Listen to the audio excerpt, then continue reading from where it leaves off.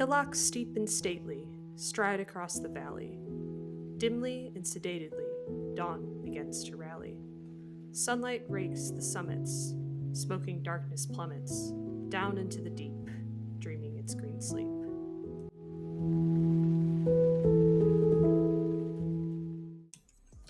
The downtown Reykjavik was very beautiful. It was chaos getting there, but the city felt very European and clean. And it was funny to me, I noticed all the trash bins had the 6-part recycling, so you could pre-sort your recyclables. Yeah, that was pretty great. We did a food walking tour the first day that we were there, so we sampled some Arctic char, which is a local fish, something called fish mash, which sounds really gross, but actually was delicious. It was fish and I think some sort of cheese and potato that was in there. We also tried the famous lamb hot dogs. Those are tried the rye ice cream and the Greenland fermented shark. Yeah, so Greenland shark is one of the only species on the planet that doesn't die of old age that we know of. The meat is toxic to eat if you just cook it, so they had to come up with a way of fermenting it. And the fermentation process breaks down the highly toxic chemicals into slightly less toxic chemicals. But people still eat it, and I don't know how. Yeah, you'll get to see our reaction from that. That'll be really fun to see that. A few other highlights to see in these following clips is you're going to see the Parliament and the famous Rainbow Road that's out there and the story behind it, the world famous lamb hot dog stand.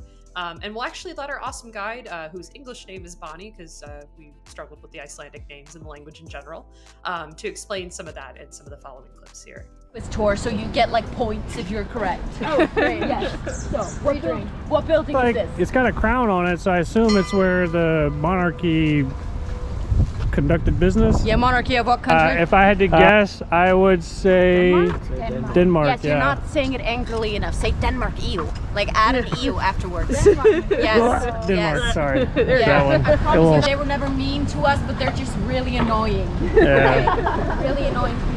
They don't have personalities or something? Yeah, no, they don't. Their personalities being better than us. Acting like they're better than us. They're not. All right, but yes, so this is the Parliament, actually. It does not need to be any bigger. We're not that many. So, do you know the population of Iceland? 400,000. 400,000, Well, okay. 398. It's going to be a party when we turn 400,000. But yes, one question about Danes. Do you know when we got independence from Denmark? It would be post World War II, then after the fall of all the monarchies. Yes, so you two are kind of in the same area. So in 1944. Yeah. So like kind of exactly at the end of World War II, kind of. So that's where we got independence from Denmark. And so if you ever come back to Iceland, come back in 2044. It's gonna be a party. Oh yeah. And so yeah, so this place right here, this is the place where we protest. And let me tell you this, protesting in Iceland is really, really fun. All right, because you have like 3 groups. You have like one group that's like throwing eggs at this building, and then like right by the statue, you have the people that are yelling with the signs. But then behind the trees, that's where the stage will be, and that's where we get just musical artists who like align with what we're like protesting against, which is usually just the main artists in Iceland, and then it's just a concert. Well, where did they serve the beer? Yeah, the beer is just like over there. Yeah. So everyone gets drunk and like, oh, and then jumps and has fun. So it's really, really fun to protest here. I said a lot of famous people have come here, like Justin Bieber, the Kardashians, like me, like a lot of famous people. You, yeah. Yes, so famous. Yeah, so I am going to tell you what is on the hot dog. If you're not gonna die by something that's on the hot dog, I don't want to hear it. So great. So we have the bread, and then we have the ketchup, and then raw onions, and then fried onions, and then we have the hot dog, and it's a lamb hot dog. So it's 80% lamb, 10% beef and pork, 10% we really don't know. So take your chances. And then on top we have some mustard and remoulade. All right, sound good? Oh, we got one more meal. Oh, we do? This was kind of, remember I said we're going to 425 places? This is the liability place. Because sometimes the line is so long that it goes over here and it wraps around this building over here in the summer. That's why we always have to say like, oh, 425. So like skull is what the Danish say. And we're not Danish. So we say pretty much the exact same thing. We say skull. Yeah, I would say that this is an acquired taste, but you have to be like 60 plus and male to like it. But I believe that no one likes it. I think they're all. Are they all cigar smokers? Probably. Cigarettes? Probably. And Oh, it smells absolutely foul. yes. But don't worry, guys. You're also getting a tourist version. This has only been fermenting for like 6 months to a year. Yeah, the local version is 3 years. Gonna do it. So it's gonna be skull, chew, shoot. Ready? Skull, chew, shoot. Okay. Ready? 3, all out loud and clear. 3, Okay. 2, 1. Skull. Skull. Well, Yeah, yeah. And if it gets worse, just shoot it down with the shot. oh. Don't spit it out.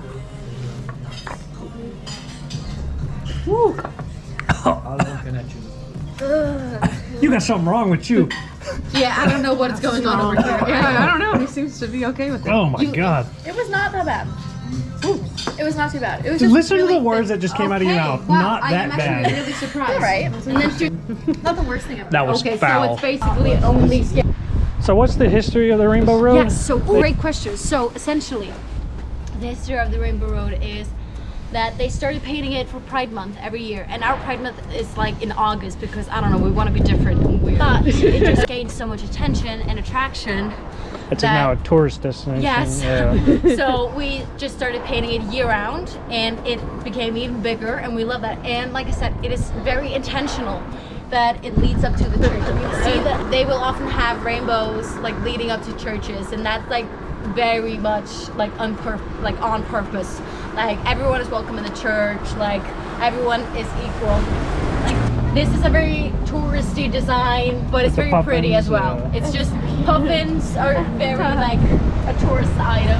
Oh, I love this green one. Oh my Yes, god. but this Yeah, is that's the very traditional pattern. classic Yeah. design. This one as well. This is the area where the cats Look are. at that cat. Oh, what a beautiful black cat. Oh my goodness. Yeah. We pretty much just live in their world and they rule it. Oh, you're so beautiful. Yeah.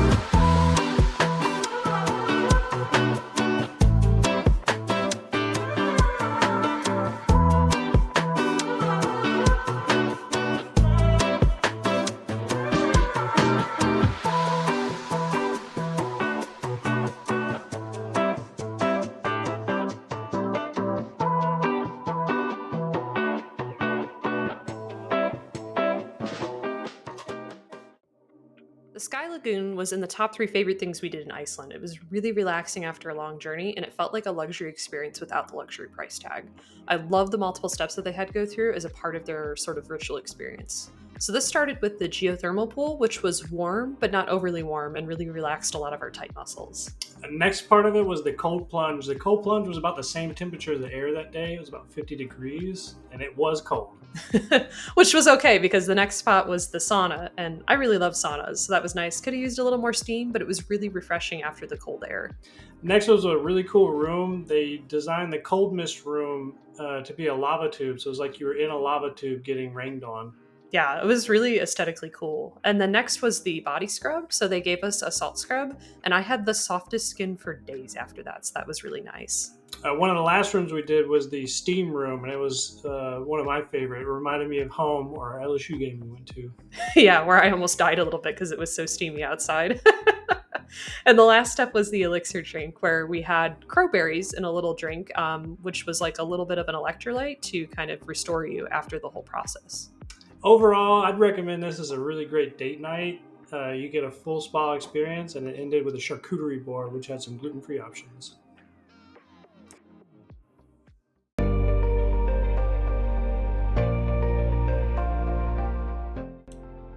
Day 2 marked the beginning of our road trip. Our first stop was this little hydrothermal area that was there that had a bunch of steam geysers you're going to see, mud pots, and smelled of that distinct rotten egg volcano smell that I'm actually familiar with from my trips to Hawaii, but John got to experience that for the very first time. The camper that we got was a mid-priced camper. I thought it'd be great for good weather, and luckily we did have the best weather. We slept the entire time in the pop-up. Yeah, we didn't have to run the heater or anything. We had absolutely perfect weather the whole time. We were very fortunate.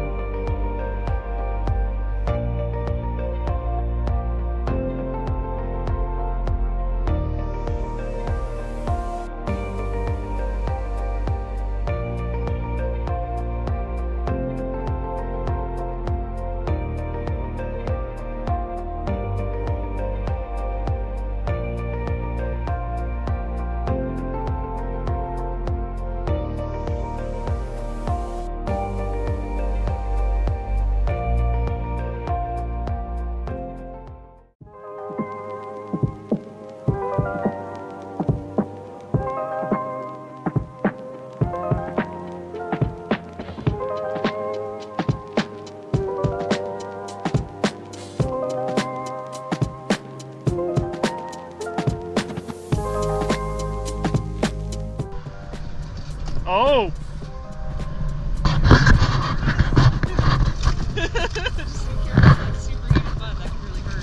Yeah, well, there's mud on. Alright, I'm backing up.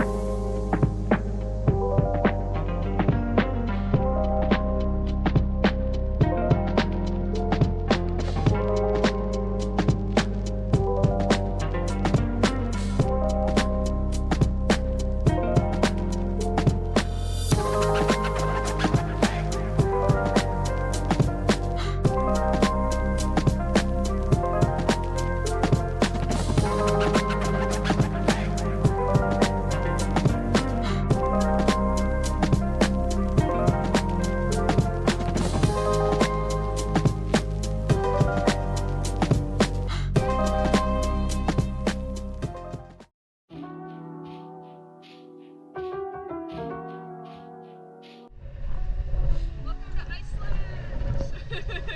We're going to give you a short camper van tour. So this is our Campstar camper. We've got our electric plug down there. And then this is what we got inside. So we've got our stove underneath here. This is my swimsuit from when we went out last night. This That's our is little sink. Our little sink that's in there. That's my sink. And then we Our have, fridge is under there. there's a fridge in here, and the only thing in here right now is alcohol. Yeah, I don't even think I have the fridge on right I don't now. even think it's on. which Turn is it fine. on later. So, That's the stove. Oh, the stove, the um, gas on yeah. off. Okay, that's what that switch is. And then we operate most of this. Yeah. The little touch panel that's back here. So we've got our little 12-volt plug down here. This is another plug that we have. Our light, there's another light switch there.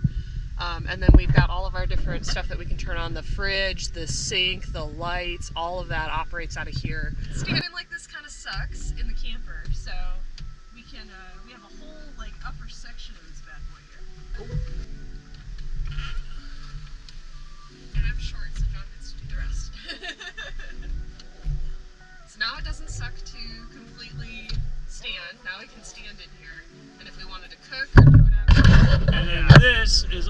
the upstairs. So this camper technically sleeps 4, but yeah, you know I'm sleeping up here. Yeah, so we can do that. They pull and then lay down. We're not gonna do it because we have our luggage in here. We've got big old front seat here. Yeah, this seat is actually really comfortable. Yeah, and then it's our view going down the road. Yeah. We've got Our little camper picnic table for when we get set up. This is our pantry area. We're gonna put a lot of our food and whatnot. I say some of it's accessible. We have to slide the rear seats forward. So it was blowing every bit of 15 meters a second yesterday when we picked this bad boy up. The door blew and smashed Julia's leg. Yeah, that hurt. I got sandblasted.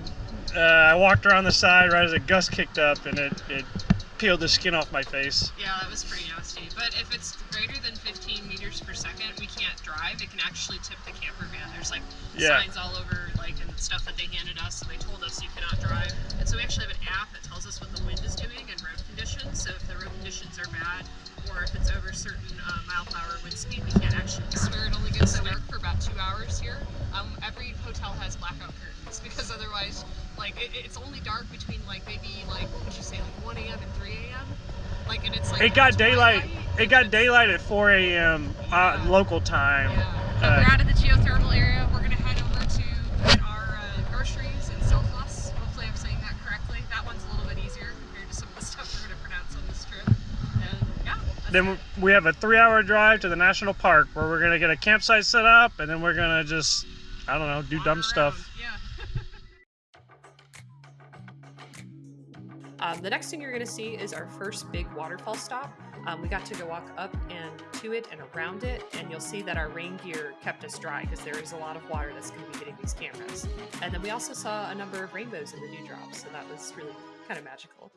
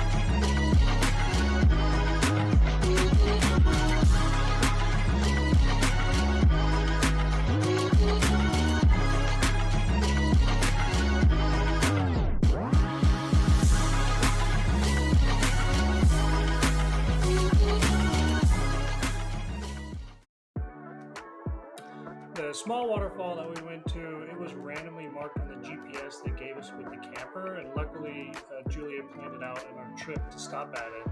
It felt a little odd turning down a gravel road, but it becomes normal throughout Iceland. Yeah, there's these little family gravel roads that are around.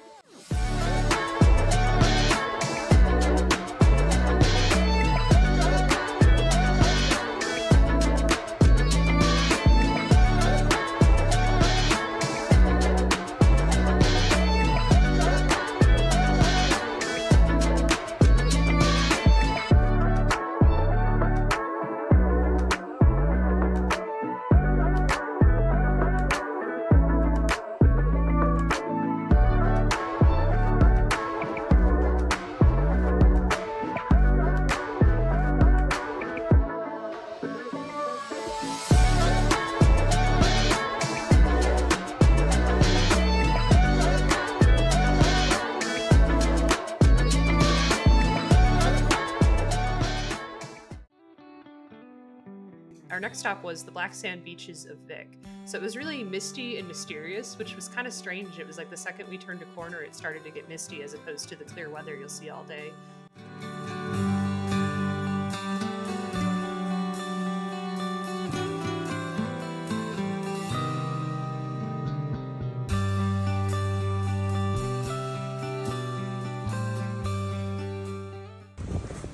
You see this? What is it? See that bright green? I don't know if you can see it through yours. Yeah, I see it. That's an olivine crystal. Oh wow, that actually gets really close. That's cool. That's an olivine crystal? Yeah, so it's green. So sometimes you can have green sand beaches. But this one's black. It's mostly just the basalt that's in here. But yeah, there's little pieces of olivine. Sometimes you can get green sand beaches, but they have to be super close to the source. This is actually well-rounded enough that it's actually come from quite a ways. Look at the baby olivine friend. That's cool.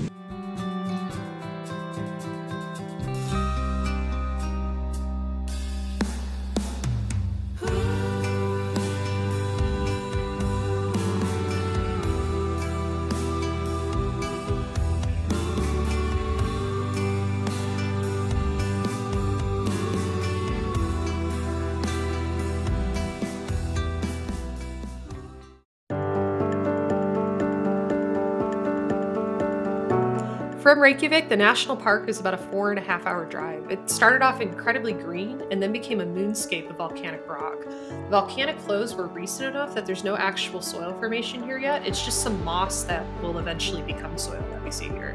And don't step on the moss. It's very sensitive and protected. We saw footprints while we were driving. We don't know how old those were, but our glacier guide told us a story about how 30 years ago some kids carved their name into the moss, and it's still there to this day.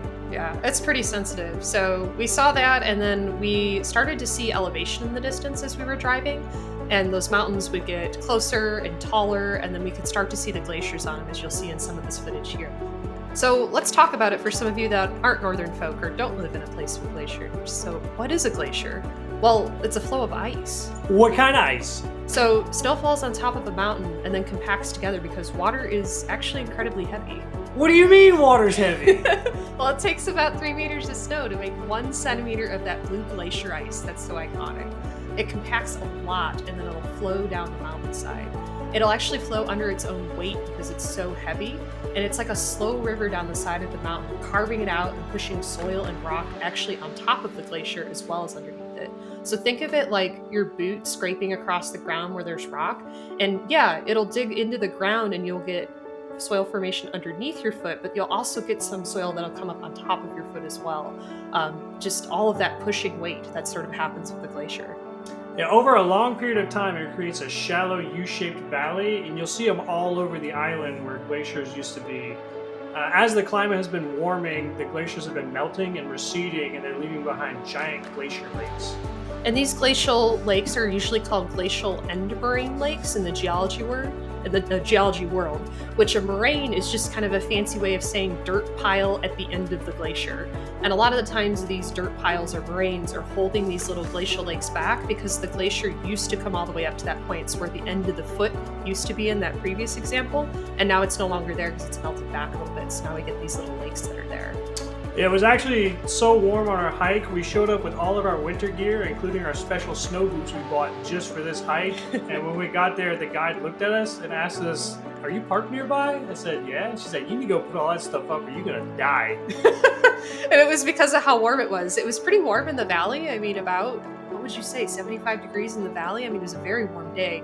And you'll actually see in some of the footage here, I had to take my base layer off because it was so warm. The weather was absolutely perfect and clear, which is a little bit unusual for Iceland. So our guide took us as high as we could possibly go up the glacier that day. It was about 70 degrees Fahrenheit or 21 degrees Celsius on the actual glacier that day. So yeah, it was some really exciting footage. So we'll go ahead and let you enjoy the rest of the drive to the national park, and then we'll join you again to talk about some of the glacier gear.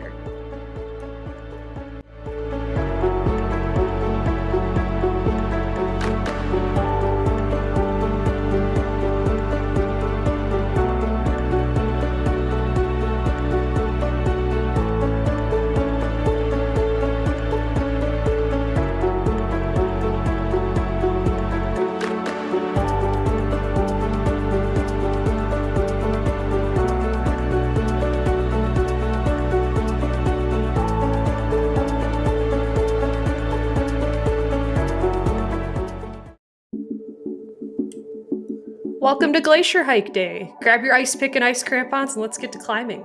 It was either of our first time using a lot of the gear, most of which you'll see here will be for safety.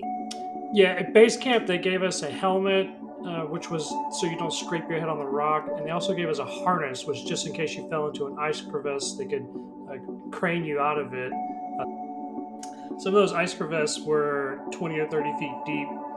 They also gave us some ice picks, which looked a lot like rock hammers, but they were mainly for photo purposes. They were also worked very well as trekking poles, and you could use them, as you'll see me in the clip, using it as kind of a walking stick over the ice. Yeah, and especially me being shorter, I used a lot of the ice picks to kind of grab myself up and over some of these slopes every once in a while. And yeah, the ice crevasses could go all the way down to the base of the glacier if you had enough snow melt. So luckily nobody fell into any of those. We're good to go, but to have the gear in case they needed to lift you out was good to have. And the last really cool piece of gear we're going to see are what are called these ice crampons, which are these big spike plates that sit under your hiking boots to give you traction on the ice, because walking on ice is very difficult without those. And we'll have John go ahead and walk us through how we put those on, because we both had to learn it while we were out there. First time both doing that. So these were pre-sized at the base camp. The first thing you want to do is take your strap, make sure there are no twists in it, and go under and through the front hook. Then you come around to the rear, also making sure there's no twists, and then you loop over and there's a double D-ring, and you got to get it between the two D-rings, make sure there's no twists, and then pull it tight. It's quite easy once you have them sized. And with that, we'll let you go ahead and enjoy the rest of our glacier climb. We'll see you in the next video.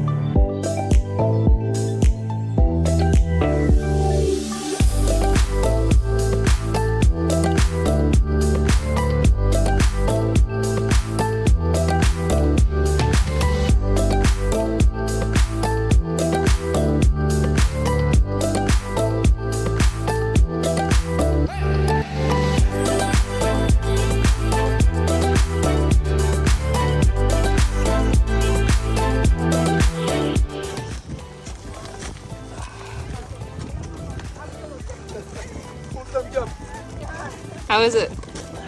It's cold. Is it refreshing though? It actually doesn't have a flavor. Oh. I don't even think it has many electrolytes in it.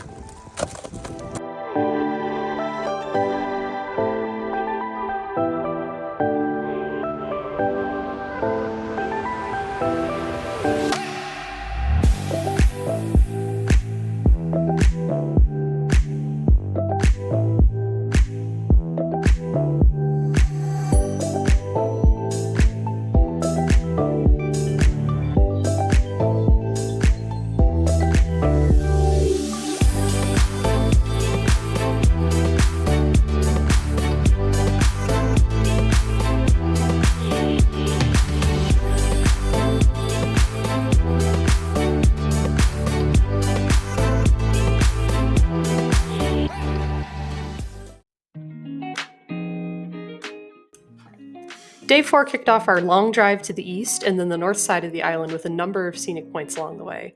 Our first stop was this glacier lagoon where icebergs are known to float by silently out to sea, and then some of them will actually wash back up on shore perfectly clear, and if the light hits them just right, they'll have this beautiful rainbow sort of array on this area called Diamond Beach, which is just on the other side of the bay.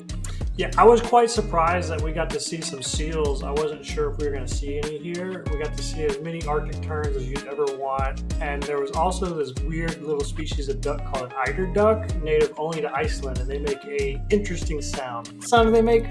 They go, "Ow!" which you'll see in some of the footage here. And another cool thing about this spot, we were there at tide change, so we got to see the glaciers spinning in circles, trying to go out to the ocean.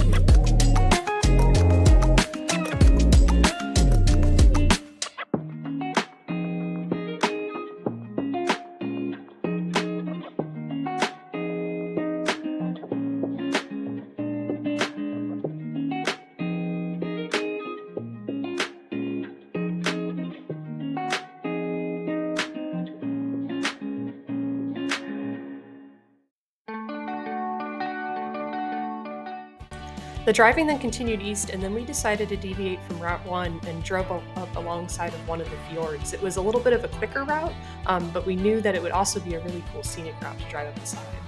I was driving at this time, and I was not mentally prepared for what I was about to undertake. It was a 10% grade, gravel, and water was flowing downhill. We were still early in the season, so all the snow was still melting. At the top, though, was one of the most spectacular views I've ever seen. Somebody was paragliding off the top of the fjord and down into the valley. And then once we reached the other side, we got to see some of the reindeer herds off in the distance.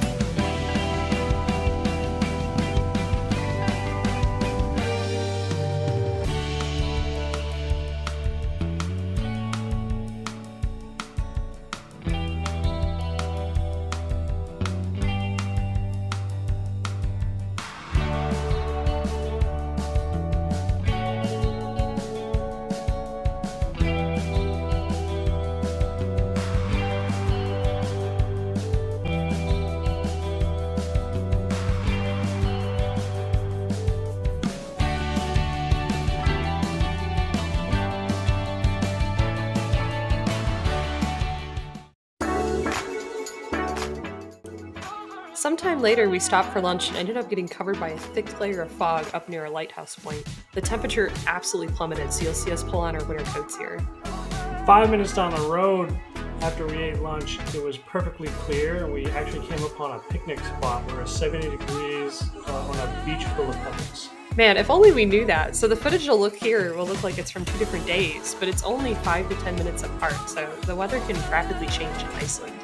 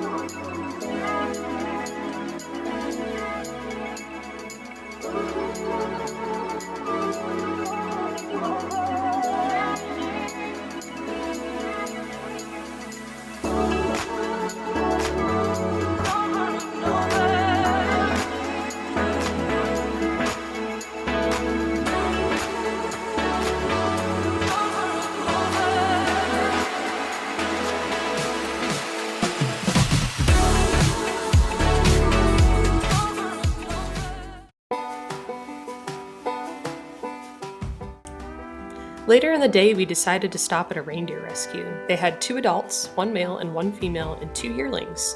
The yearlings were rescues from a poaching situation where they had been taken away from their mom far too young, and then were found and taken in by the rescue.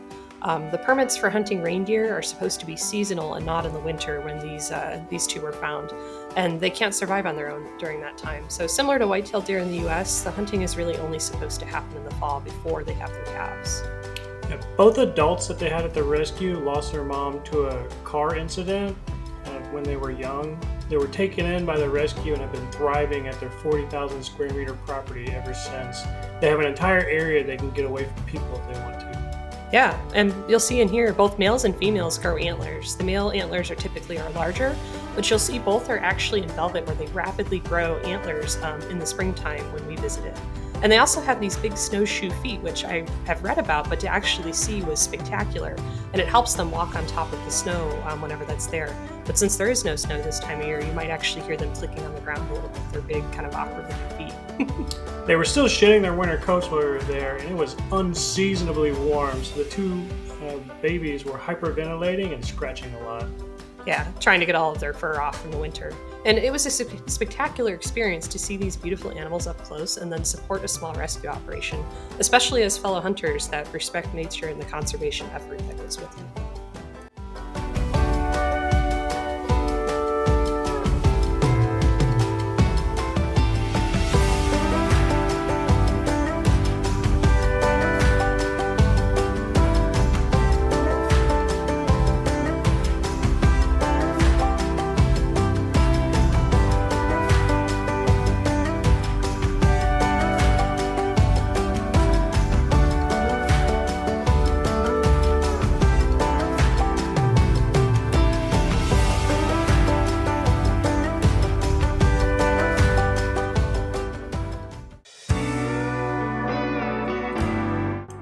On the road to Maivatn, we drove across what looked like Mars through the highlands. No green, all rocks, no coastline visible, tons of horses around.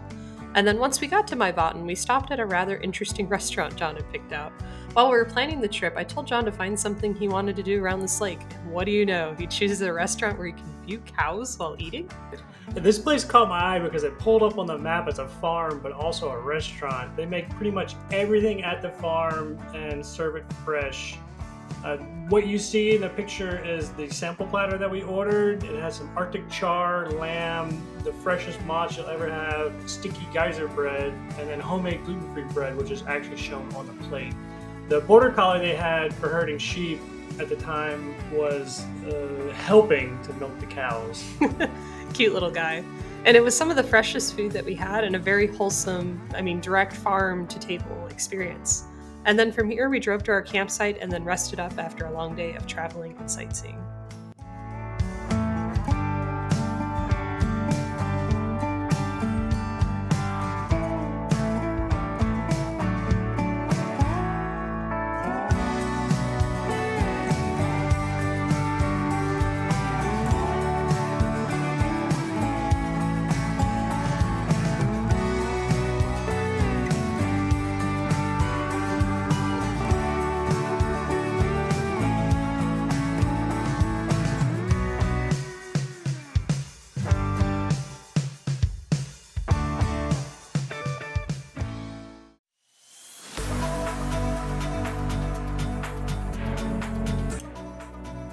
Our first stop was a waterfall of the gods. This is where the great Icelandic chieftain tossed the last of the pagan idols into the water and formally adopted Christianity.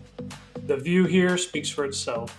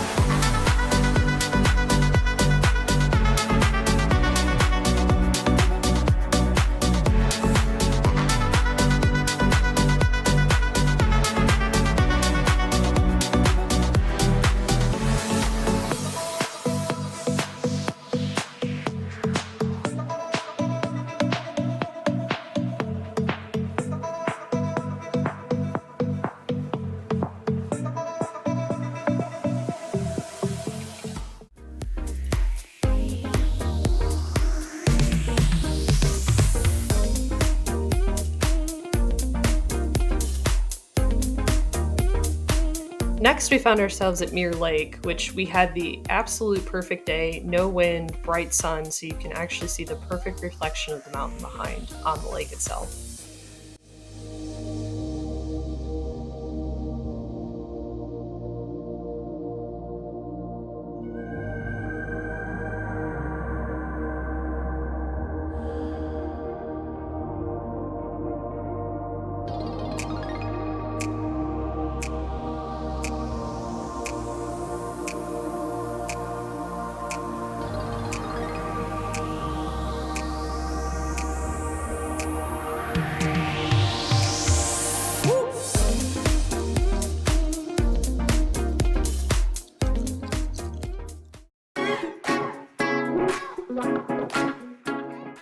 Akureyri is the second largest population center on the island. It is a north port for all the cruise ships, and we visited Forest Lagoon while we were here, which is the north version of Sky Lagoon.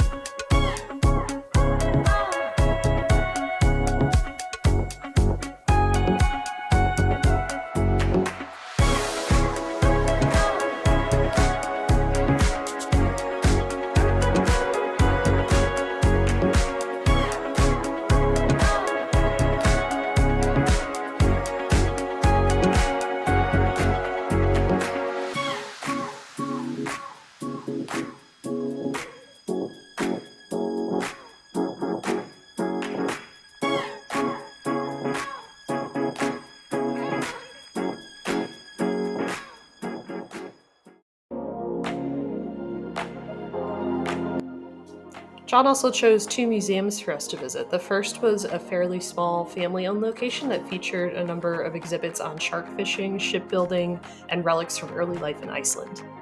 The other museum was actually the home of Leif Erikson, who was the guy who discovered North America. You'll see us share some fun facts in this video. And then the last part, we drove to the Snæfellsjökull Peninsula. Hopefully I said that correctly.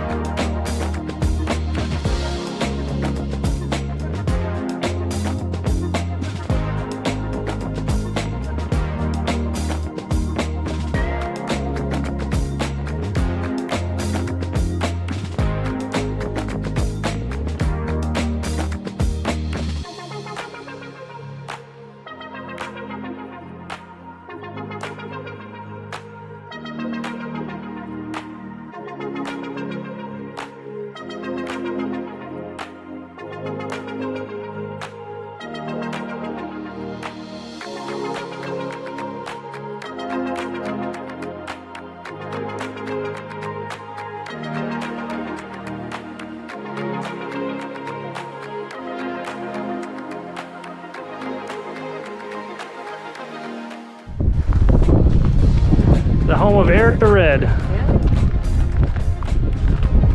Mr. USA. So it was like a little interactive museum, but my favorite fact that we learned is that me and Mr. Leif Erikson would have gotten along just fine because he got banished from Iceland for being a ruffian, and everybody normally goes east to Europe to work, and he said, well, all the people go east, so I'm gonna go west where there's no people. I learned that polar bears can show up in Iceland sometimes, and they're very hungry, and they will eat you, essentially. Somebody thought it was a sheep in their field, and they were like, that's a weird sheep, and your sheep are acting weird. Luckily that guy had a gun with him, because that was a very, very hungry polar bear. He was able to get away, but yeah, sometimes that happens. Yeah, could you imagine a polar bear floating over here from Greenland and just showing up on the shot? I mean, that's just like the most wild thing I think I've ever heard. You just wake up one morning, you look outside, there's a polar bear, you're like, what the? Like, because they have no predators on this entire island other than Arctic fox. Yeah, the salt like that, especially when it's got the vesicular part of it, like the air bubbles that's in it, it's real sharp. That'll cut anything. That's probably why rocks were the #1 weapon. Yeah, that's another thing. When we were in the museum, he's like, spears. You know, spears are cheap. You don't need a lot of iron to make them. They're the #2 weapon. So anyone want to guess what the #1 weapon was? And then the lady next to us was like, rocks. And he's like, yeah, exactly. And he picks up a rock. It's like, imagine, anywhere you go, you got weapons with you. You ain't even got to carry them. You just pick them up wherever you need to use them. So deadly rocks. You just can imagine a damn 250-pound dude hurling one at you. I mean, there's some serious ouchies. So we've been driving for 30 minutes along a gravel road, and now this is what the country looks like.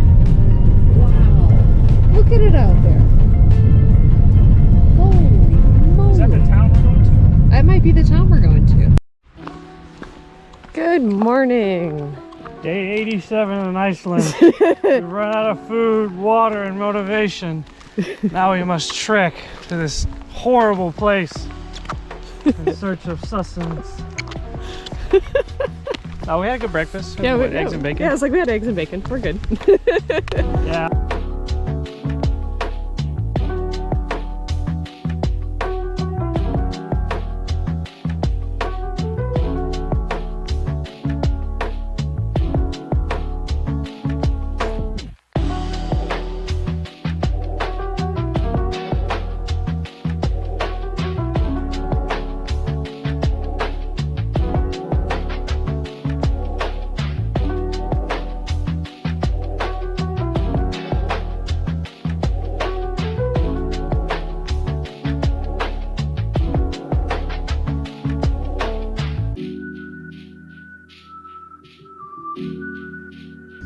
All right, honey, tell me about this rock.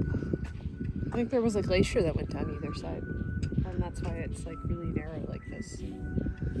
And like what pushed out into the bay on each side. Yeah, you see how it's like U-shaped over here, and then like over there, that other cliff is that same U-shape. Yeah. And then you can kind of see it, although there's a lot of water here. But it would have been U-shaped on this side. Yeah. And so this is just like this is just like what's left in the middle. yeah, two glaciers, yeah, scraping rubbing next to each other. That's my best guess.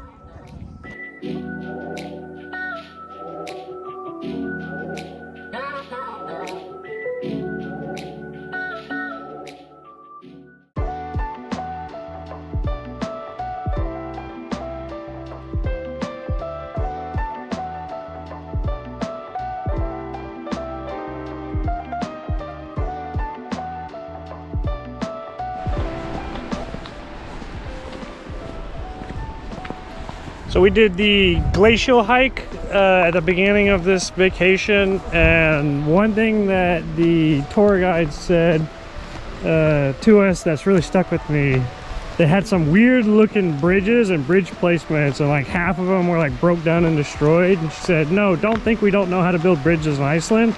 The problem is we build a bridge and then the bridge is no longer needed. So we build cheap temporary bridges. Well, this is a real bridge.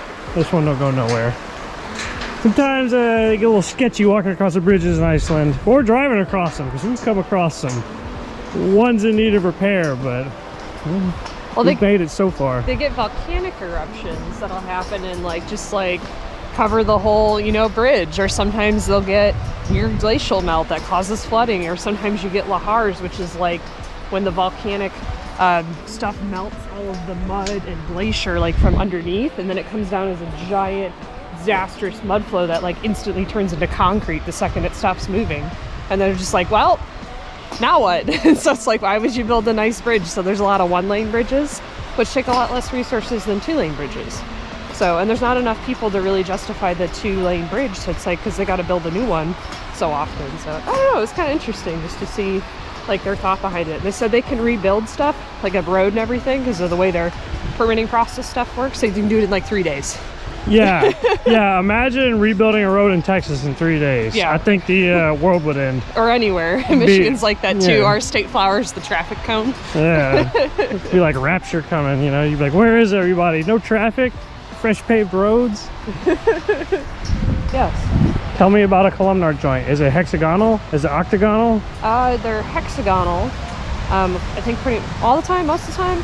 And it has to do with the lava flow like cooling very rapidly and quickly, so it causes it, that's the most stable shape, is for it to be a hexagon. So I always laugh when people are like, oh, you know, like nature doesn't come in perfect geometric shapes, and I'm like, have you studied mineralogy? Have you seen Everything. a beehive? Yeah, I'm like, there's a lot of perfectly, you know, geometric shapes that happen.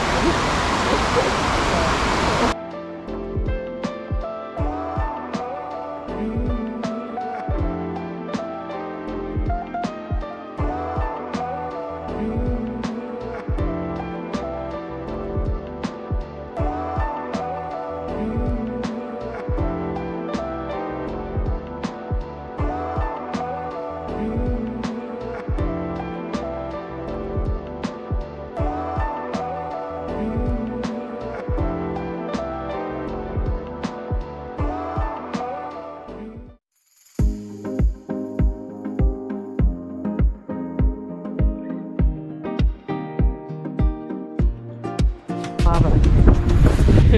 And then some of these are so rounded out from tumbling down and moved by glacier, moved by water, ice, all that sort of stuff just rounds them right out. Yeah, look at that. Wow. Beautiful lava flows. Hi, Editor Julia here. Something I didn't mention in this video clip that's kind of cool when you look at these basalt lava flows a little bit closer is you see these sort of holes that are on there. Those holes are actually showing where the top of one lava flow is and the bottom of another one is. So a lot of these lava flows contain a lot of different volcanic gases and such, and when they escape, they have to be close to the top, otherwise there's too much pressure on top of them from the molten rock for them to escape. So we know that this has to be near the top of a lava flow based upon the number of holes that are in there. We call those vesicles, and they're usually containing trapped gases that are near the top of a lava flow. And if we had another lava flow directly on top of this one, we would see a lot less of these bubbles and vesicles that are here. And then you would have another layer that would have more of them on top. So you can actually see subsequent lava flows. Granted, this is just one lava flow in this picture.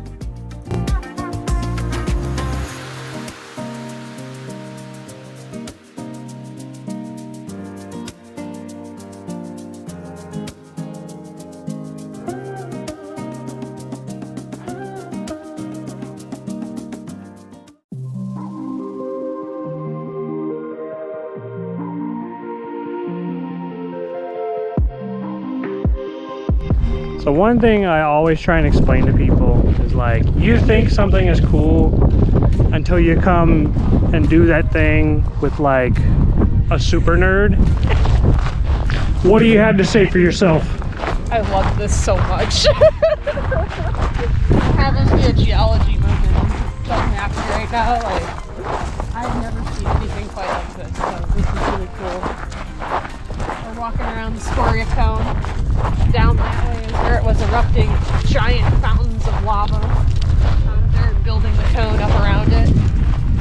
It's just really cool because you like learn about it in textbooks. I've seen a lot of really cool geology, don't get me wrong, but like a lot of the volcanic stuff you don't always get to see. So being able to like see this in person is just like wow, you know?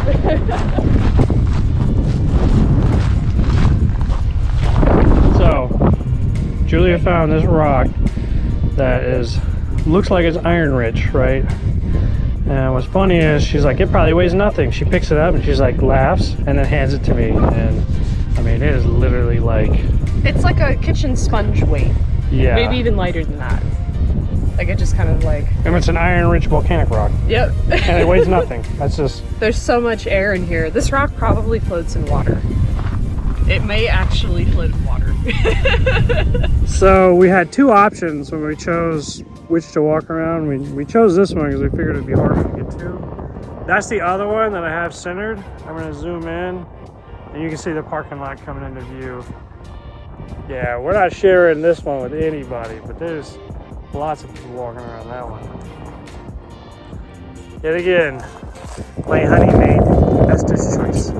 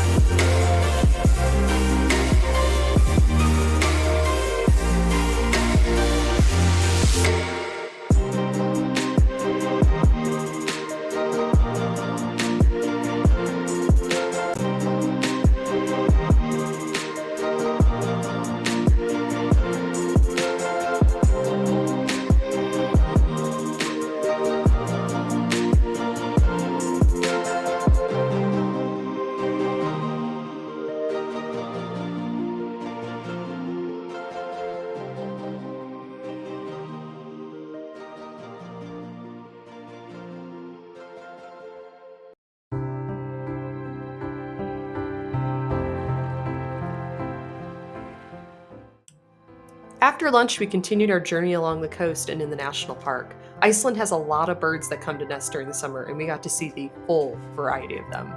Yeah, birds are cool and all, but the real beauty was in the sea arch and the coastline. Lava builds the island up, and wind, water, and ice work hand in hand to tear it down. This is a constant battle, and you can best see this battle illustrated in the sea arch. Next, we hiked up a green gorge and scurried up some waterfalls, but really needed waders to continue with how much water was flowing through this time of year. The real view was actually when we looked up. This was, and I should also note, this was the last day that we had nice weather, and then after this we got the full Iceland experience. So this is George. He was my favorite seal. George wasn't afraid of people. The people never saw him. There were some people standing on the rock closest to us in this video, and he just laid still and was very well camouflaged. Seals are very shy, so you should keep your distance and always keep your voice down. They also had their pups with them this time of year, which was super cute. Our last stop for the day was the columnar joint wall. We were exhausted at this point, but Julia, when she saw it, like a kid in a candy store, she caught her second wind. Next to Bear's Lodge or Devil's Tower in Wyoming, these were the largest joints I'd ever seen, and I was so excited I just had to walk up and investigate them. So this is like a, oh look, it is like a little man with a beard. Like a big giant man. Look at his feet, the big old toes. They said he embodies the coarseness and roughness you need to live here, but also the kindness as well. Yeah, you have to be kind. You have to know all your neighbors. You wouldn't survive without them. Look at him with his little beard.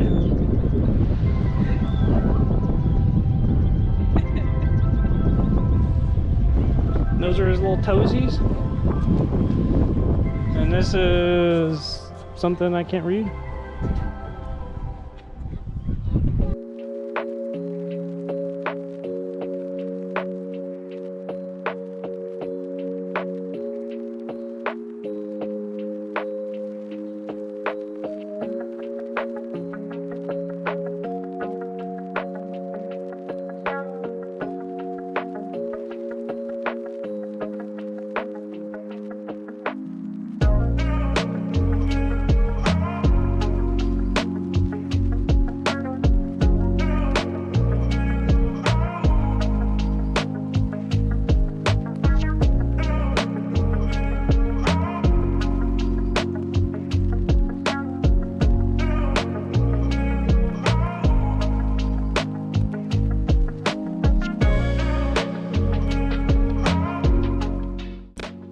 So here's another lesson of how a geologist sees a landscape a lot different from a regular person. So this is a beautiful picture, right?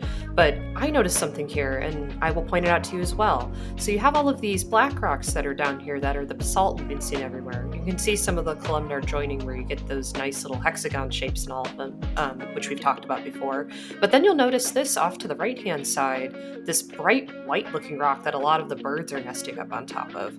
Well, this is very likely a volcanic tuff. So a tuff is a rock that is made up of like 75% or more volcanic ash. So you can actually see layers in this as compared to a lot of the lava flows where it's more difficult to see those lava flow layers. And this is from ashfall. So ash that fell from different subsequent volcanic eruptions or possibly pyroclastic flows that then welded themselves into this rock that we see here today. And tuffs are rather crumbly, so they're not very competent or tough. So even despite the name being tough, so a lot of the birds will actually dig into here and make little nests because it's easy and it crumbles apart a whole lot. So that's why you see a lot more of them there as opposed to on the columnar joints where they have to find the jointed areas to sort of make their nests. So it's sort of a cool and different observation of the way that I see this landscape compared to a normal person just looking at a pretty picture.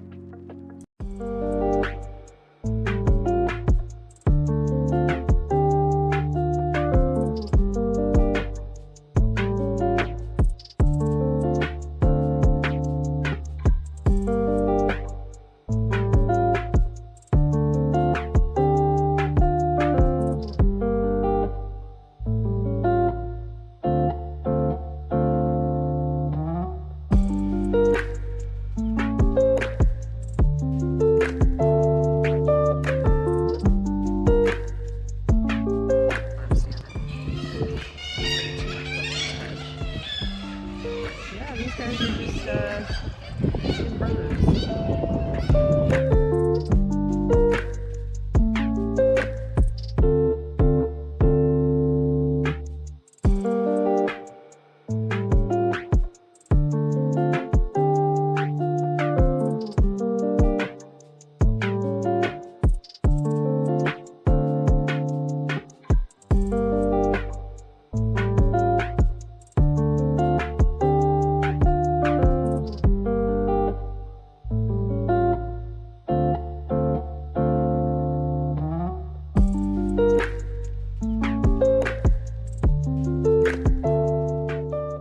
Although beautiful and fun to trek through, the Ruthdor Gorge has a story attached to it.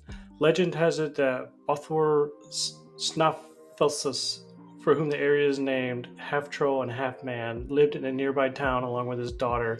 In a neighboring town lived his brother and his brother's two sons, Ruthdor and Solvi.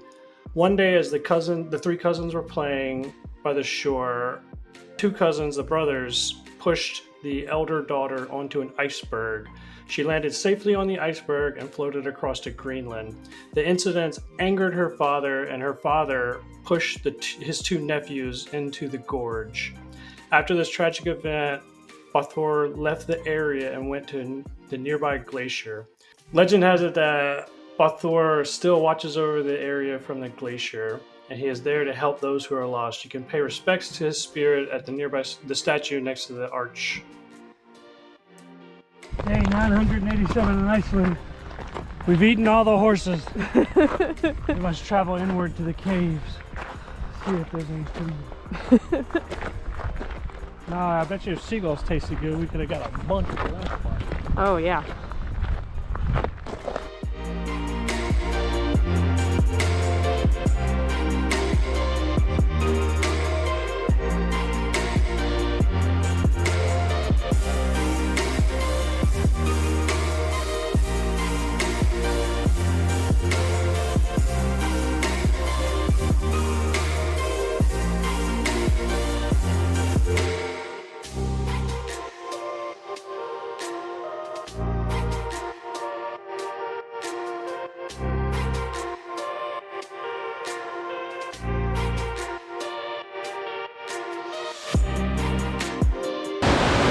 You want to film me? Yeah, it's like we can scurry up there, but I don't know if that's like the wisest decision. So it might be as far as we go. There is another side to it, but it said there wasn't much to see on the other side. The real view is when you look up.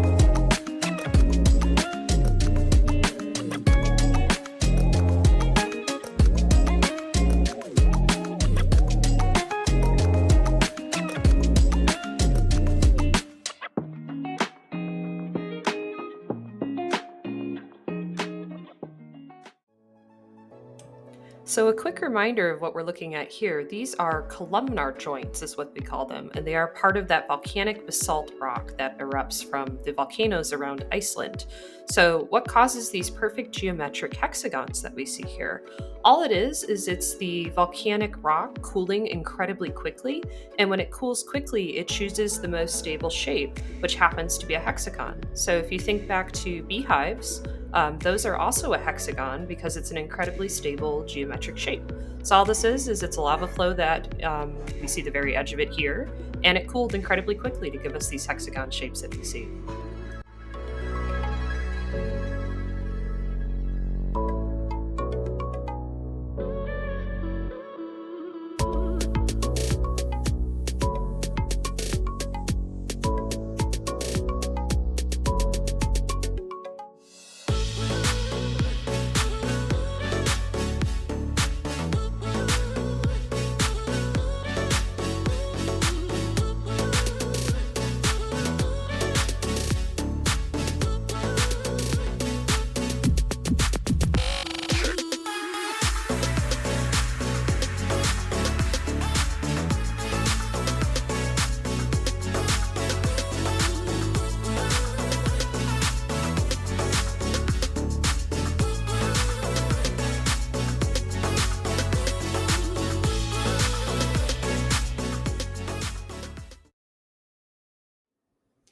Howdy, y'all! It's editor Julia here again, with the green screen behind me. We wanted to say that we are trying our best with a lot of the Icelandic language, pronunciation, and spelling that you see in a lot of this video. I only speak English and a little bit of Spanish. Like if you drop me in the middle of Mexico City, I could probably figure it out. And we joke about John barely speaking English and being minorly dyslexic. So bear with us as we're doing the best we can with the Icelandic language throughout these videos. And thank you for your patience and understanding, as it's unlike any other language you've encountered before. We started to get the hang of it by the end, but even working on editing these videos, it's been very difficult. So if you're from Iceland, we apologize, and we are doing the best we can with these videos. So we have a couple more coming out. I hope that you are enjoying them. Make sure to subscribe to the channel for the last couple that are going to be coming out. Give us a like, and feel free to comment as well. If you have any geology, engineering, or even history questions, we're happy to answer those, since those are things that we're both very passionate about or have degrees in. So we would love to hear more from you guys. All right, cool. See you in the next one.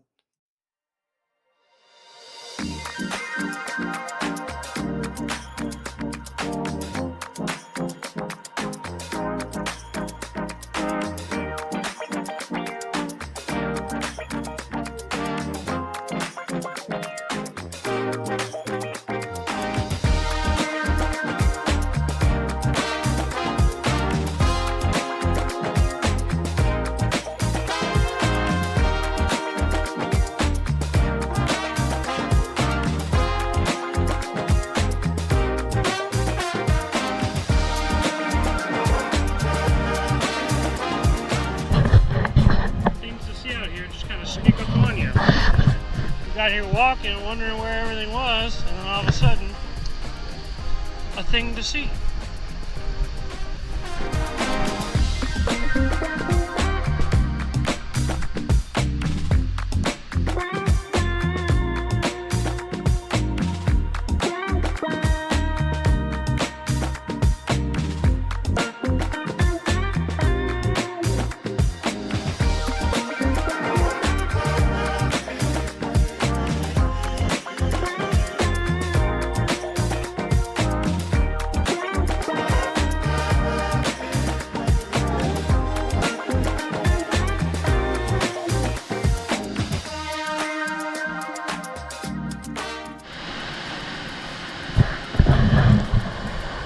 Just as I suspected, we found a log.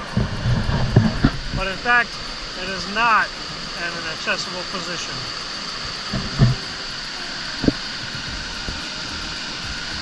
The water's flowing just a little bit too much.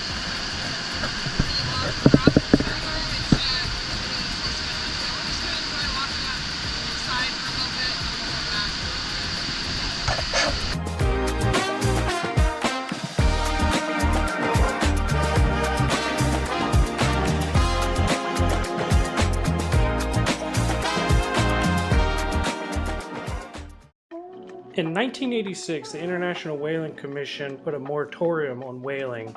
Most countries followed this practice, but Iceland was one of a handful that did not. The two ships shown here were sabotaged by anti-whaling sympathists.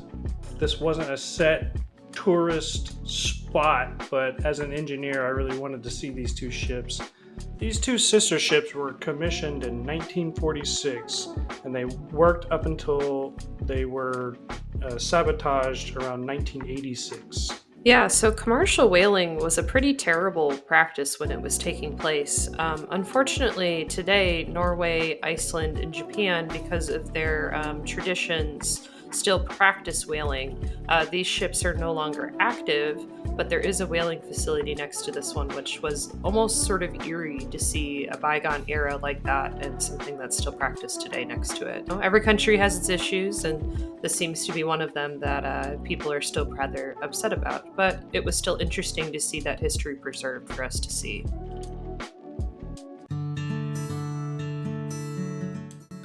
So welcome to the Silfra Fissure. This is in Iceland's Thingvellir National Park.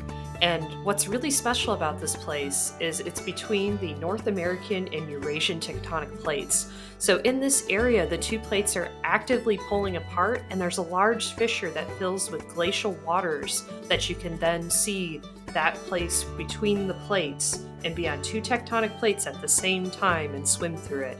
It's really a fascinating and unique experience.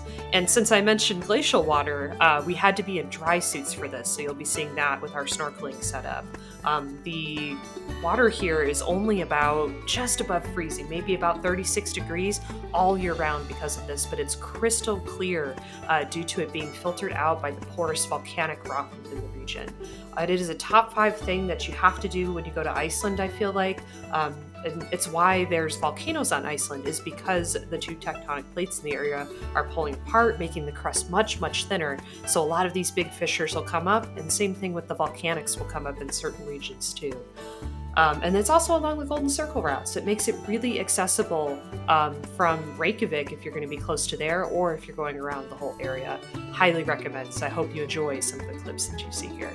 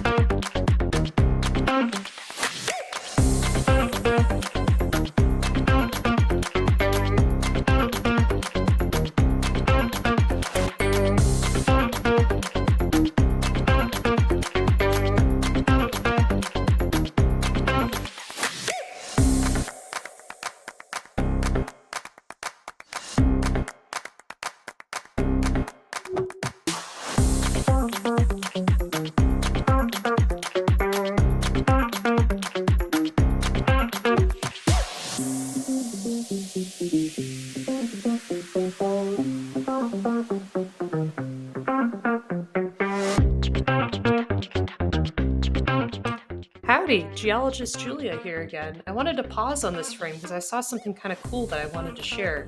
So you see these sort of like ropey arrow sort of shaped bits that are going up this way? So this is the top part of an old lava flow. Granted, it's fallen down into the Silfra Fissure that's here, but this is a type of lava that is called Pohoihoi lava, which sounds like a mouthful, but it's just a Hawaiian word that means ropey. So this means that this lava flow had a lot of heat to it, so it was able to flow naturally across the surface. So if this was in place and not in the middle of the fissure, we could actually tell which way the lava flow was flowing when it was active.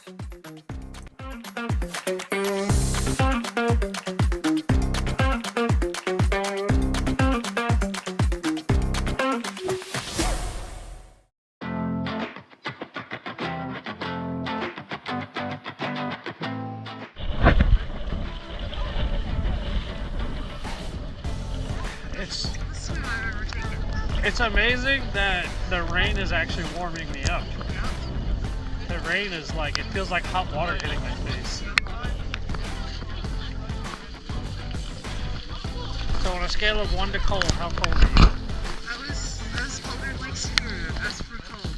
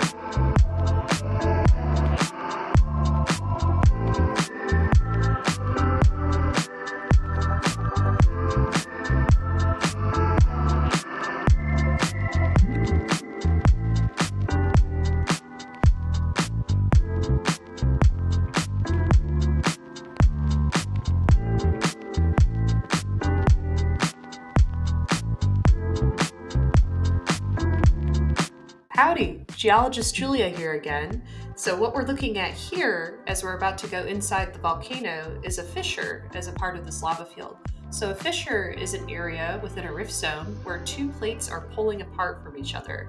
So it's possible that lava may have erupted from this fissure, and the volcano we're about to go in is actually one of these large fissures that did have an eruption that happened out of it.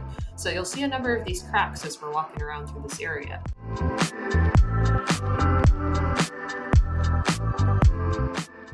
So this is another feature we saw out in the volcanic field. This isn't actually a fissure like the last picture. This is what we call a lava tube. And the top part of it is collapsed in, so now we can see it now. So if you see this sort of U shape that comes through here where the snow more or less is piled up through the bottom, I want you to imagine that the lava was flowing and then the top part of it cooled down because it was exposed to the air. And then as it did that, it created sort of its own self-insulation as it was flowing.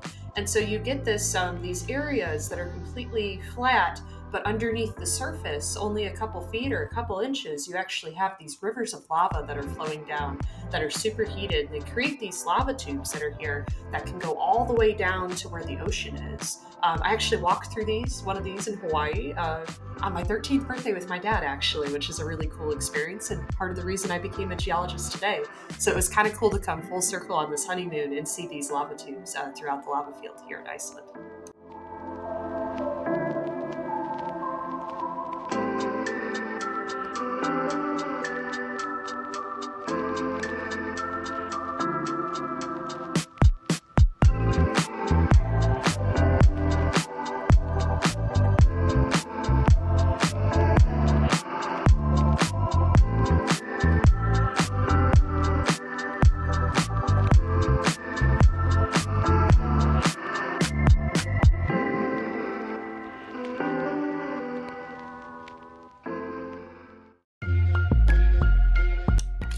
So everyone's familiar with like the elevator you get in when you go in a hotel, and that's a counterweight suspension elevator.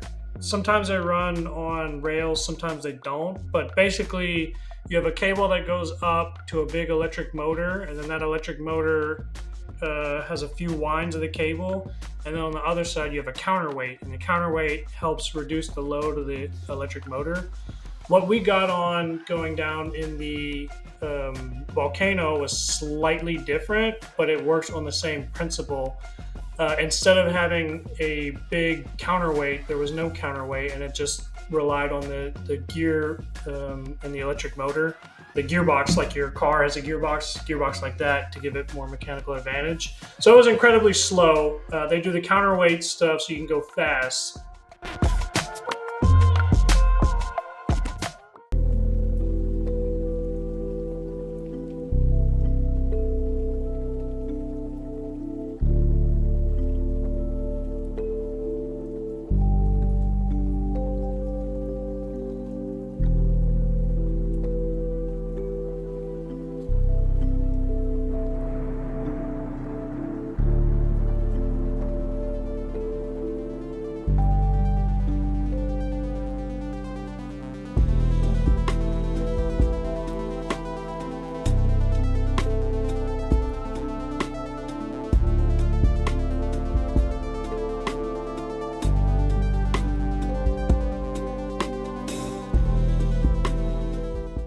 So we quite literally are standing inside a volcano now.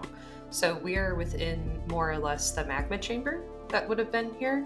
And the reason that this is here is, if you remember the fissure that we saw earlier, that has caused a weakness in the Earth's crust and allows the magma from the mantle to come up to the surface. And then that kind of ends up piling up and exploding out of the Earth.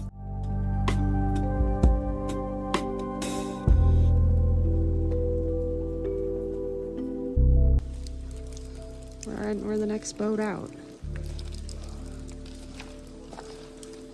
What an amazing place. You can see all the sulfur, all the iron on the red, sulfur's yellow. There's a little bit of columnar joining from where the lava cooled quick. Here's the fissure, this big black thing that rolls through here the whole way up. And then it goes down a ways. It's hard to picture it from here.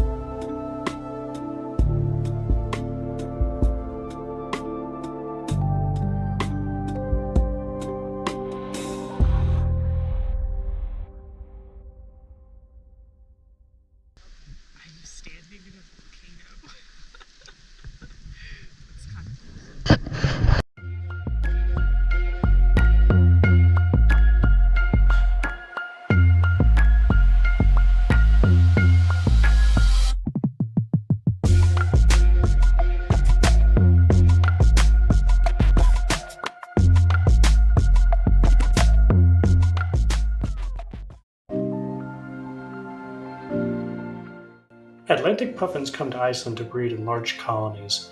A flying bird, they primarily feed from swimming, which makes them an okay bird in my book. Their population is rapidly declining from factors such as fishing and weather change, and we recommend not eating any if you visit Iceland.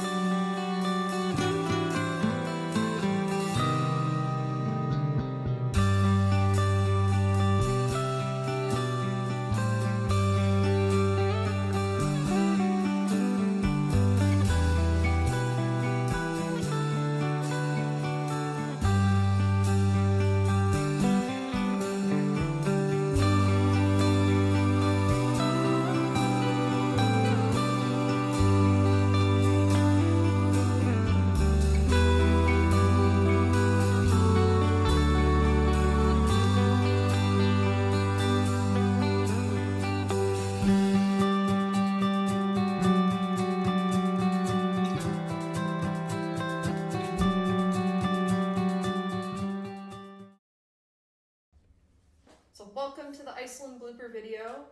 We had a couple of just random things that we wanted to discuss and talk about and do story time, because we had some like weird occurrences that didn't quite fit in with the other videos. So we wanted to talk about a couple bullet points that we have here and just tell you some of these weird things that happened. I'd like to start by saying there are horses all over Iceland, but I want to remind everyone, do not pet the horses. They're basically wild animals that live inside of people's fences. And there's a lot of them. And they bite? Well, I cannot confirm nor deny they bite, but I do know that little small horses, because they're not ponies, but they're not like full-size horses. They're somewhere in between, and then they have long, what do we call it, like the high school like flowy locks. Oh yeah, they have like the long beautiful hair. They're just like flipping their hair everywhere. Yeah. And they're fuzzy too because it gets so cold. Yeah, we'll post a picture of them. They were pretty cute. To the middle of the island, and we were just driving, and it was just horses, horses, horses, horses. And I eventually got to the point where it started bothering me. And Julia, she's riding in the passenger seat doing, I don't remember what. Honey, there ain't no way they breeding all these horses for people to ride and do like tours on. And I was like, what are people doing with all these horses in Iceland? It turns out that people used to eat them because nothing really grows or lives really well or grazes well in Iceland other than sheep and horses, because cattle will actually pull up grass and destroy like kind of the grass roots, but things like sheep and horses cut the grass so you can keep them around. So they're really good livestock to have in a place where it's really snowy and cold and gross out all year round. And I was like, oh, I guess that makes sense. And then we looked it up and like, yeah, modern day Icelandic people will eat horse, you know, like, and apparently horse steaks are pretty good, and they ship a lot of them off to Japan. Yeah. They weren't making it illegal to eat horses, they were making it illegal to use them in the pagan rituals when they were trying to make Christianity the dominant religion. But the reason why was in a lot of pagan rituals, they would sacrifice and then have a feast on horse meat. And that horse was kind of like the way for the deceased person to ride into the afterlife. That was kind of like the gist of what I read. So I was like, oh, okay, so that makes sense. So they didn't want them to eat it because they were just like, are you sacrificing it to your pagan gods, you know, kind of thing. You should only be practicing Christianity because that's what we've, you know, taken up. One beautiful thing about visiting a country that their primary language isn't English is that you get to learn everything, how do you say, organically. When we were planning this trip, you know, I didn't Google translate every single word, and I was like, oh, my Vaten, you know, it sounds harmless. And the direct translation, because Icelandic people are so creative when they're naming things, the direct translation is Lake of Flies. Yep. And I tell you what, in May, late May, early June, I can't speak for any other time, but it was literally the Lake of Flies. I mean, I don't even think there was water. I think it was all just flies. They were everywhere. They stuck to everything. They buzz in your ears. And I was like, we are not camping here. We are going up the hill. I don't want to be anywhere near this lake. It's bad in May. It was just a good call because we wanted to like continue on, and then our campsite was far enough away from it. We didn't have to deal with the bugs. But there was a campsite like right next door to. Oh, nasty! I didn't even want to think about it. And there was another couple in there, and they were talking about like, oh, we have to go to the campsite, and I was like, what campsite? And they're like, oh, we're going to this one right here. I was like, oh, we almost stayed there, but thank the Lord, Julia had like the sixth sense or whatever. I don't know. It was bad enough that she skipped out on both a hike and looking at rocks. That's how many flies there were. It was that bad. I don't know how else to explain it to anyone. But so you'll see in this next clip, next to the Lake of Flies, we still went for a short walk up further away, not actually the main lake, but like another little inland lake, and we are just like coated in flies. You'll hear us just like yelling. You'll see the ground like moving. It is Yeah, these are the rolling hills of, how do you say it, Vatnsdur? I have no idea. Don't ask me. But these little rolling hills, and they have like a whole historical saga dating back to 1133. Why, look how many flies! Holy jeez! Look at them all! Oh, it's disgusting! The ground is literally moving with flies. Look how many flies. Holy smokes. That's fine. You'll see later in this video too that of us just trying to pronounce things, and I think I've apologized already with us like just making our best guess. It's just there's a lot of sounds that just like don't come naturally to, you know, native English speakers. So, and this man barely speaks English as it is, so you know. Oh yeah, I speak some made up language, you know. Words come out of my mouth and people look at me, and it's like they understand what I'm saying, but they don't actually understand what I'm saying. Oh, it is Staka Ondulf. That's our best guess. Baldur just got that?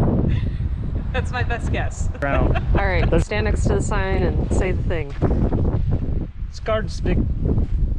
I think that's probably right. That's close. Skardsvik. Yep. I feel good about that one. Drottning Garbot.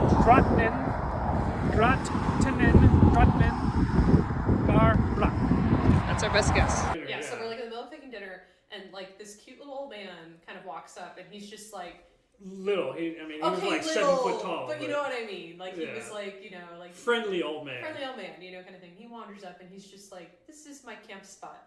And I was like, oh, okay. I was like, am I not supposed to be here? You know, like we were like really confused. We thought he was telling us we needed to go, like this is his spot. Yeah, we thought he was like, no, this like square, this, you know, like 6x6 square is like where I park my stuff. So you need to move. That's what it came That's off. what Like it came off his as. English, and I was just like, is this really happening? Like in Iceland?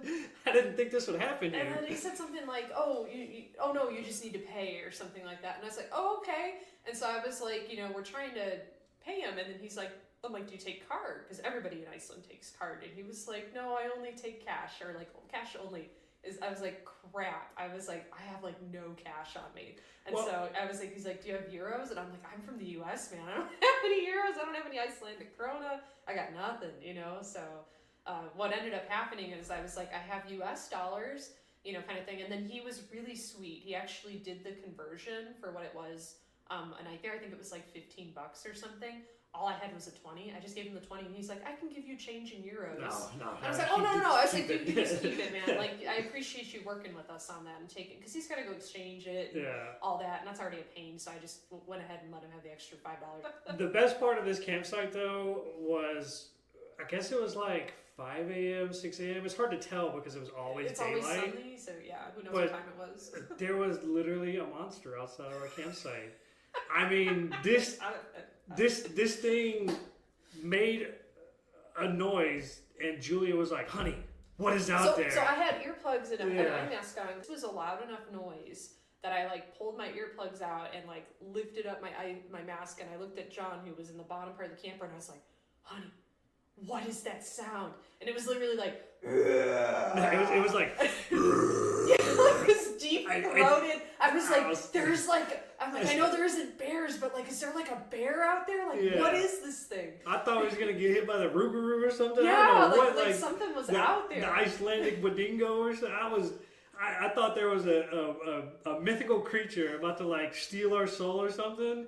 The best part of this was she was like, what is it? What is it? She's like trying to get, you know, dressed, and I'm looking out the window, and I just see the cutest little Tweety bird. He was like this big, and he just puffed up his chest and just went. And he just starts laughing, and he's losing it. And I was like, John, what is it? How dumb is this? And he's like, it's a little Tweety bird. He's only this big. And he looks at me, and he just cannot stop laughing. But the fact this bird was making this demonic sound. Oh, I'm sure that's a glamour shot right there, isn't it?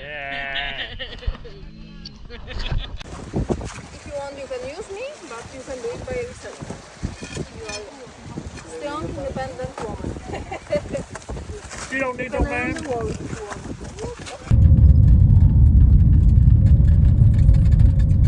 itty bitties. You want to try and pet one? Nope, no I don't. I mean, they also can't get across the cattle. Just don't cross the cattle guard all the way. Just start walking. Okay, they don't want anything to do with you.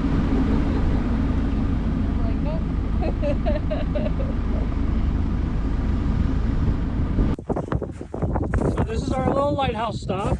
We thought it'd be a nice little romantic place to grab lunch. And as you can see, it's not. And as you can see, we can't. Apparently there's ocean over there, because I can see some waves and rocks, but there's a lighthouse. Alright, so off that point right there is where we ate lunch. As you can see, there's a lighthouse over there somewhere. And we could have had lunch right over here next to this thing, but you know, it happens. Yeah, so one thing you're not getting through this video is the smell. Yeah, the birds stink. It is absolutely atrocious. I wish I had smell-o-vision so I could record the smell for everyone to enjoy. Oh, wow. That's a lot of damn birds. A lot of birds. Holy moly.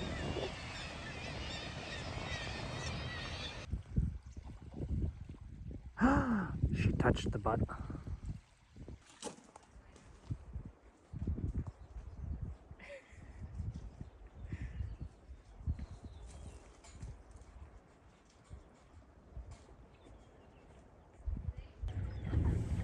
Those two in front of us are making Yeah, they're doing the dirty.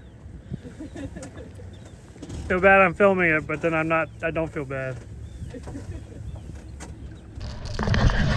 This was the Icelandic weather that we were promised. Absolutely miserable outside. Probably 8 degrees C, misting, no sun. Probably 15 miles an hour. Beautiful. Go down into the water, wander across the boulders. I'm scared of rocks. Man, you married the wrong person for being afraid of rocks. We enjoyed our honeymoon, and we just happened to have the GoPro for a couple things, and then just take some cool video and some cool pictures and put it together in a way that we could narrate it, educate a little bit through it. And I think that's kind of the vibe of what we're going with for this channel, is we want to have all this cool stuff that we go do to share with everybody, but then you're going to get my random geology fun facts and mini lessons of why birds roost in certain places and what the heck is a columnar joint I keep talking about. And then John here likes a lot of the engineering stuff. Granted, there wasn't a ton of that on this trip, but I'm sure there will be for other trips we go on. And then history, even though he struggles with the pronunciation of things. He's even the best. He thought the stories were really interesting and worth sharing. So especially like the whaling ship that we went to, like learning about that history, or like learning about like the Icelandic horses and like why people used to eat them, what's going on with that. So like that's the idea, is we want to like slowly educate people through these cool travel vlogs that we do, more or less.